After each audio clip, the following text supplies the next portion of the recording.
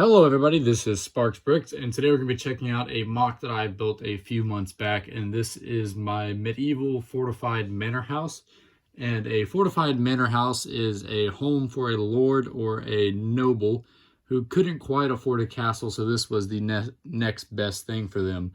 The bottom part was defended with the stone walls, and you have arrow slits and one entryway into the living quarters. And then the top is where the lord or the noble would live. And as you can see, I got some arrow slits all throughout the walls of the build. And I got my inspiration for this build from a upcoming video game called Manor. You might have heard of it, and if not, I'll be sure to check it out. It looks awesome. But one of the buildings in the trailer looked like this, and as soon as I saw it, I knew I needed to build it in Lego. So I started out with this this base right here. And as you can see, it's not just a normal square base. It's made out of angled plates and some round plates. And so once I got a nice shape for it and I knew the size that I wanted it to be, I started with just the basic outline of the base walls and where the stairway into the house was going to go. And as you can see, I'll turn it around a little bit. So I got some good screenshots from the game of what exactly the building looked like. So I based this build off those screenshots, and I try to keep it as close to what I saw in the trailer as possible. Now, another thing I wanted to do with this build is experiment with some new techniques for me. So such as these rose bushes on these sides over here. Turn it around a little more. So some of these rose bushes are at weird angles, and same with these bushes down here.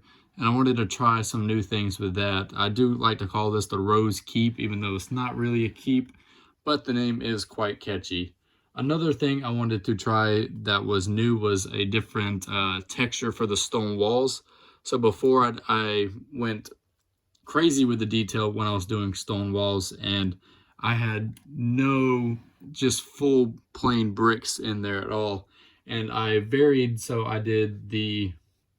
I use a lot of the snot bricks on each one of these outward facing pieces, and I tried to vary the gray in there to try to make it look old and broken, along with some olive green and some dark tan.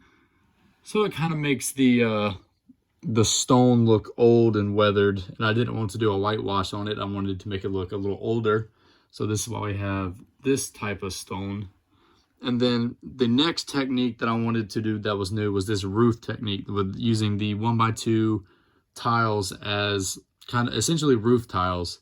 And I started just doing it all gray, or dark gray, all the way across the roof and down here. And then I wanted to give it a little variation, so I just randomly included some of the sand blue tiles in there to try to make it look at least a little weathered, since the walls are so eroded. And I did the same using the snot bricks down here. I included it on the wattle and daub of the top part of the living quarters. And we'll just turn it around. I think one of my favorite parts is definitely these, I forget what they're called, but this part right here, I think they're called crenellations, these little crenellations going along. They're just for show. There's no actual point for them to be there. But it was there on the video game, and I thought that looked really great. And as you can see, you got your walkway leading up into the castle. And just some random scenery, plant life going all the way around. I really like the rose bushes. I try to include a lot of rose bushes. And so that turned out nicely. And in case you're wondering, this minifigure is from K-Town Bricks. I'll include a link in the description if you wanted to check them out. It's super high quality printing, and I think it looks great with this. I'm a big fan of the English in the medieval period, so there you go. And for these, I wanted to try to do some different slanting with the wood technique, since the old Tudor style wood techniques had a lot of slanting wood beams.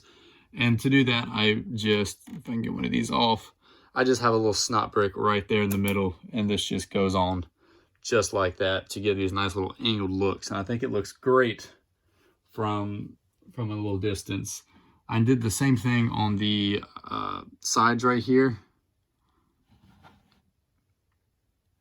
And yeah, I wanted to keep this video pretty short just to give a quick little overview of this. If you follow me on Instagram at SparksBricks, I know you would have seen this a few times already.